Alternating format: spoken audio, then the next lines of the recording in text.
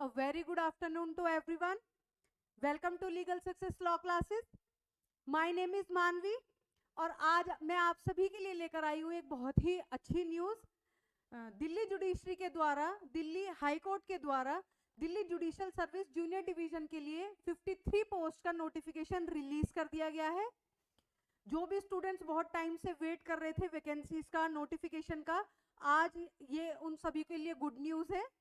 इस वीडियो में मैं आपको एग्जाम पैटर्न बताने वाली हूँ, सिलेबस बताने वाली हूँ, इसके साथ ही कब फॉर्म फिल करने की डेट शुरू है और कब आपका लास्ट डेट है, वो सब हम इस वीडियो में डिस्कस करने वाले हैं। इस नोटिफिकेशन के साथ ही डेट ऑफ एग्जामिनेशन को भी रिलीज कर दिया गया है और आप देखेंगे जब मैं आपको आगे वीडियो में बताऊंगी कि क्या डेट रहने वाली है। बहुत ही कम टाइम आप लोगों को दिया गया है इस एग्जाम के फॉर्म फिलिंग की डेट स्टार्ट में और डेट ऑफ एग्जामिनेशन में। तो जो स्टूडेंट्स पहले से ही प्रिपेयर्ड थे, बहुत लंबे टाइम से प्रिपरेशन करते आ रहे थे इस एग्जाम की, वो बहुत गोल्डन अपॉर्चुनिटी आप सभी को दी गई है। चलिए स्टार्ट करते हैं वीडियो में। सबसे पहले हम लीगल सक्सेस लॉ क्लासेस के बारे में देख लेते हैं। जो हमारी कोचिंग है लीगल सक्सेस लॉ क्लासेस, यहाँ पर ऑनलाइन और ऑफलाइन दोनों ही मोड्स में क्लासेस अवेलेबल हैं। हमारे यहाँ पर जो कोर्सेज हैं वो एचजीएस, पीसीएसजे, एपीओ, क्लैट और इसके साथ ही एलएलबी और एलएलएम के एंट्रेंस और साथ में एलएलबी और बीएलएलबी के सेमेस्टर क्लासेस भी प्रोवाइड कराती हैं।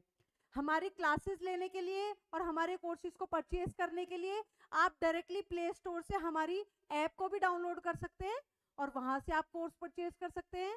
इसके साथ ही आप दिए गए कॉन्टेक्ट नंबर पे कॉल करके फर्दर इंफॉर्मेशन ले सकते हैं। चलिए अब बढ़ते हैं हम अपनी वीडियो में। अब हम देखते हैं कि क्या क्या डेट्स अनाउंस की गई हैं दिल्ली हाई कोर्ट के द्वारा। जो ऑनलाइन फॉर्म फिल करने की डेट है, जो स्टार्ट है, कब से ऑनलाइन फॉर्म फिल करने शुरू होंगे, ये होंगे 7 नवंबर से, यानी कि कल से आप अपने ऑनलाइन फॉर्म भरने शुरू कर सकते हैं। ये online form Delhi high court के ऑफिशियल साइट पे आपको मिलेंगे। जो लास्ट डेट है फॉर्म फिल करने की वो है 22 नवंबर। तो 7 नवंबर से 22 नवंबर तक आप अपने फॉर्म फिल कर सकते हैं। अब मोस्ट इंपॉर्टेंट डेट की हम बात कर लेते हैं, डेट ऑफ एग्जामिनेशन की। इस नोटिफिकेशन के साथ ही आपका एग्जाम की डेट भी रिलीज कर दी गई है। जो आपका एग्जाम है वो 10 दिसंबर को होने वाला है। आप देख के चलिए कि आपको मैक्सिमम 1 महीना दिया गया है फॉर्म फिल करने की डेट शुरू होने से और डेट ऑफ एग्जामिनेशन के बीच में। तो 10 दिसंबर को जो आपका एग्जाम होगा ये 11 बजे से 1:30 बजे तक आपका एग्जाम होगा। जैसे कि मैंने आपको बताया टोटल 53 सीट्स के लिए अनाउंसमेंट किया गया है। अब हम इस 53 सीट्स का एक बार बाइफर्केशन देख लेते हैं। जनरल कैटेगरी के लिए 34 सीट्स हैं, एससी कैटेगरी के लिए 5 सीट्स हैं और एसटी कैटेगरी के लिए 14 सीट्स हैं। तो ये 53 सीट्स का इस तरीके से बाइफर्केशन किया गया है। अब हम देखते हैं कि इस एग्जाम का पैटर्न क्या रहने वाला है। जो भी प्री एग्जाम्स होते हैं, जैसे आप सभी लोग जानते हैं कि वो ऑब्जेक्टिव टाइप होते हैं, तो ये जो आपका पेपर है ये भी ऑब्जेक्टिव टाइप का रहने वाला है। इस पेपर में आपके 200 क्वेश्चंस रहने वाले हैं और हर एक क्वेश्चन 1 नंबर का होगा।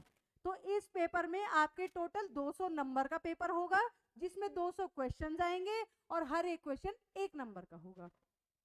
इस पेपर में नेगेटिव मार्किंग का भी प्रोविजन रखा गया है।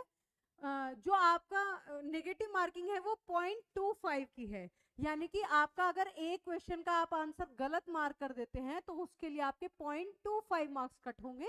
इसको सिंपली आप ऐसे भी समझ सकते हैं कि अगर आप 4 क्वेश्चंस का जो आंसर है वो गलत मार्क कर देते हैं तो आपका 1 नंबर ओवरऑल कटने वाला है। ठीक है, अब हम बात करते हैं कि कितना टाइम आपको पेपर के लिए दिया जाएगा। टोटल जो ड्यूरेशन है टाइम का एग्जाम का वो होने वाला है 2.5 घंटे। तो 2.5 घंटे में आपको 200 क्वेश्चन सॉल्व करने हैं। अब इस डीजीएस की जो एग्जाम है इसकी एक यूनिकनेस ये है कि ये मिनिमम क्वालिफाइंग मार्क्स को भी डिस्क्राइब कर देता है अपने नोटिफिकेशन में ही। जो जनरल कैटेगरी के स्टूडेंट्स हैं उनके लिए मिनिमम क्वालिफाइंग मार्क्स 60% है। 200 क्वेश्चंस का 200 नंबर का अगर हम 60% निकालते हैं तो वो होते हैं 120 नंबर। और ऐसे ही रिजर्व्ड कैटेगरी के लिए जो फिक्स्ड है वो है 55%, जो कि है 110 नंबर। तो जो भी जनरल कैटेगरी के स्टूडेंट्स हैं उनके लिए 120 नंबर लाना तो कंपलसरी ही है प्री को क्लियर करने के लिए, और ऐसे ही रिजर्व्ड कैटेगरी के लिए 110 नंबर लेके आना कंपलसरी है, तभी आपका प्री क्वालिफाई माना जाएगा। अब एक जो अनाउंसमेंट है वो और देखते हैं। जो ये डीजीएस का एग्जाम होता है ये केवल और केवल इंग्लिश लैंग्वेज में होता है। ये आपका पेपर बाइलिंगुअल या फिर आप कह सकते हैं कि हिंदी लैंग्वेज में नहीं होता है, सिंगल लैंग्वेज पेपर होता है डीजीएस का। तो ये वाला जो पेपर है ये इंग्लिश मीडियम के स्टूडेंट्स ही दे सकते हैं। ये तो रही आपके एग्जाम के पैटर्न से रिलेटेड बात कि क्या आपका एग्जाम का पैटर्न है। अब हम देख लेते हैं शॉर्ट में, ब्रीफ में, कि आपका सिलेबस क्या है। इस सिलेबस में डीजीएस में आपके ओवरऑल 14 टॉपिक्स हैं, 14 सब्जेक्ट्स हैं, जिसमें 12 तो आपके लॉ के सब्जेक्ट्स हैं और जो 2 सब्जेक्ट्स हैं वो आपके जनरल हैं। देखिए क्या क्या सब्जेक्ट्स हैं। सबसे पहला तो आपका पूछा जाता है legal, general legal knowledge. Legal knowledge, general knowledge में भी जो लीगल की इंफॉर्मेशन है वो आपसे पूछी जाएगी। लीगल बैकग्राउंड क्या है या फिर क्या करंट अफेयर्स में चल रहा है लॉ से रिलेटेड, क्या अपॉइंटमेंट हुआ है, किसको निकाला गया है, वो सब इंफॉर्मेशन यहाँ पे पूछी जाती है। सेकंड जो आपका टॉपिक है वो है इंग्लिश लैंग्वेज। इंग्लिश लैंग्वेज में आपके इंग्लिश ग्रामर से रिलेटेड जो भी कॉन्सेप्ट्स हैं, सिनोनिम्स हो गए, एंटोनिम्स हो गए, एक्टिव पैसिव हो गए, डायरेक्ट इनडायरेक्ट हो गए, है ना, वर्ब्स का यूज हो गया, फ्रेजल वर्ब्स का यूज हो गया, वो सब आपके यहाँ पर ग्रामर से रिलेटेड पोर्शन पूछा जाएगा। अब यहाँ से शुरू होते हैं आपके लॉ के सब्जेक्ट्स। पहला है आपका कॉन्स्टिट्यूशन ऑफ इंडिया, दूसरा सब्जेक्ट है आपका सीपीसी का कोड ऑफ सिविल प्रोसीजर। इसके बाद जो आपका 5th टॉपिक है वो है code of criminal procedure CrPC. 6th आपका टॉपिक है इंडियन पीनल कोड और 7th आपका टॉपिक है इंडियन कॉन्ट्रैक्ट एक्ट। देखिए अब अगर हम ये 2 स्टार्टिंग के टॉपिक छोड़ दें तो ये जो हमने बाकी सब्जेक्ट्स पढ़े हैं 5, ये आपके सारे मेजर सब्जेक्ट्स हैं। लॉ के मेजर सब्जेक्ट्स यहाँ पर पूछे जाते हैं जो हर एक एग्जाम में आते हैं, आप कहीं का भी प्री देंगे।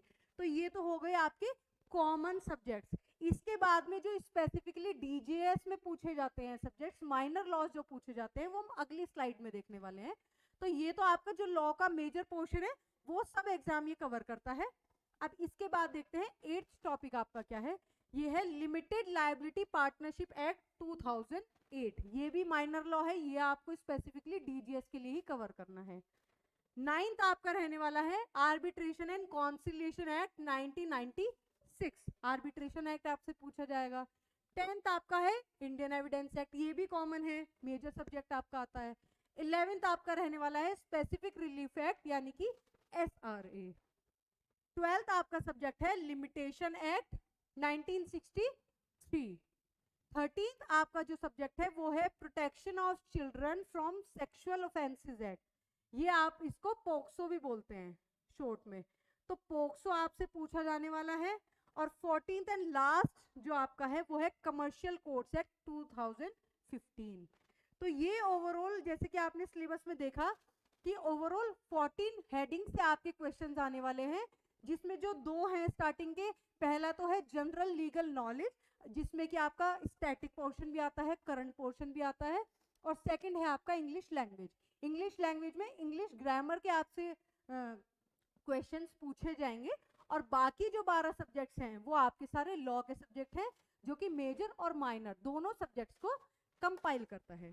तो all the best to all the students जो इस एग्जाम की प्रिपरेशन कर रहे हैं।